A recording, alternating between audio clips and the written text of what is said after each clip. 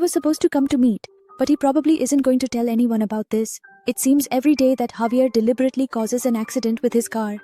And then he quickly calls Thomas for help. Javier had a bottle of alcohol in his hand, which we notice.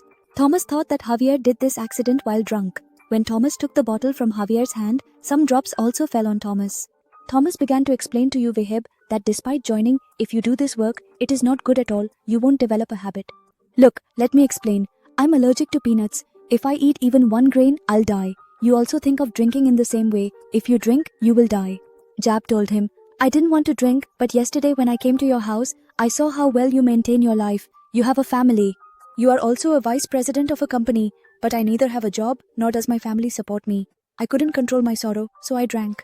Thomas says, it's nothing like you think. I have also worked hard to balance everything, and the company where I'm the vice president, that's not really mine. My father-in-law owns it. Hearing all his words, Javier tells him, all right, I need your phone for a while. My phone is dead. And I need to call someone here, Thomas says as he hands him the phone. But before actually making the phone call, he also takes a moment to send himself an email questioning the reasons behind his actions. This will be revealed later. He had also taken a promise from Thomas in front of everyone that you would go home and not tell your wife anything about Krishpari. She doesn't know about me.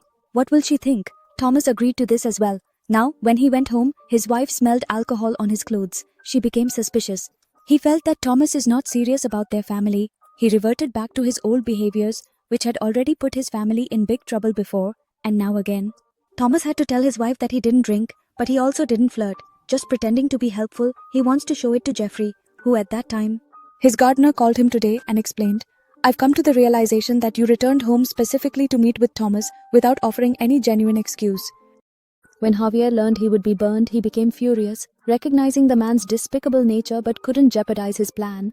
Therefore, he agreed and went to Thomas's house for the gardener's work in Vaspuri when no one was home, as he had not yet completed his task.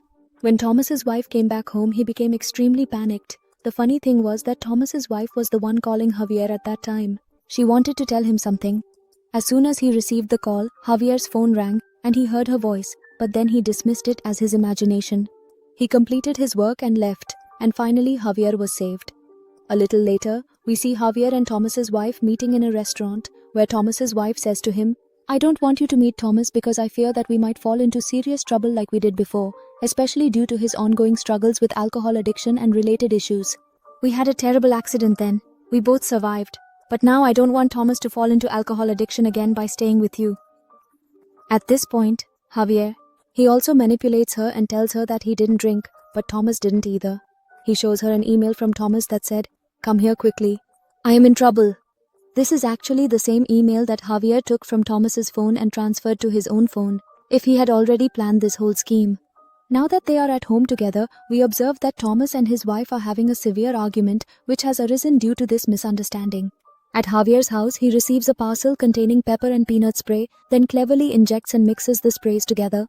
While Javier was diligently engaged in all the various tasks and activities he was undertaking at that particular moment, he remained completely unaware of the fact that his observant wife had been discreetly monitoring his every move. He now wanted to take this and go to Thomas's wife, but he became suspicious that his wife started following him, so he went to his course center.